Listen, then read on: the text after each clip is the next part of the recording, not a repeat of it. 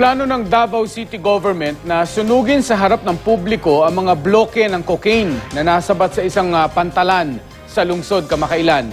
Sa ngayon, nasa 62 bloke na ng cocaine ang hawak ng mga otoridad. May 2 bloke pa silang pinaghahanap. Makibalita tayo kay Rose Bernales ng GMA Davao.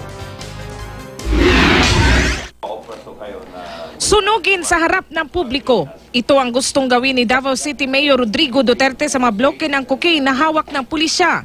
Sa gitna ito ng paghahanap sa 2 pang bloke ng cocaine na nawala mula sa container van sa isang pribadong pantalan sa Davao City na nadiskubring may kargang kontrabando. Sa natanggap na impormasyon ng alkalde, nasa labas na ng bansa ang mga nawawala pang droga. Pero alam daw ng lokal na pamahalaan kung sinong may hawak sa mga ito. Alam namin medyo yung lugar kasi alam namin yung tao. So alam namin kung saan siya pupunta. But we are tracking PDEA and PDEA is tracking them. Nitong nakaraang linggo, na-recover ang ilan sa mga nawalang bloke ng cocaine. Kasunod ito ng babala ng pulisya at lokal na pamahalaan na tutugisin ang sinumang nagtatago sa mga droga. Miyerkules ng gabi nang isauli sa tanggapan ng Philippine Drug Enforcement Agency Region 11 ang 2 bloke. Noong Biyernes Santo naman, isinauli ang 2 pang bloke at nitong Sabado, may nagsauli pa ng 1 bloke ng cocaine. Hindi nagbigay ng impormasyon ang pulisya tungkol sa kung sino ang mga nagsauli ng mga droga.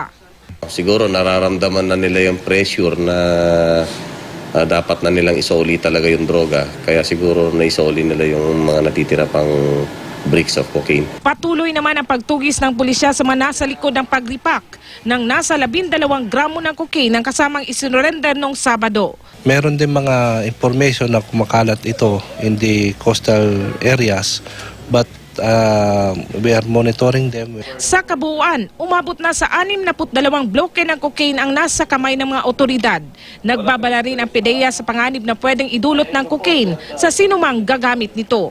Itong this certain cocaine, may may tamang paggamit nito. Pag mali ang inyong paggamit, maaring ikasakit ninyo, maging makomatos kayo o ikamatay. Rose Bernales, Nagbabalita, Pilipinas.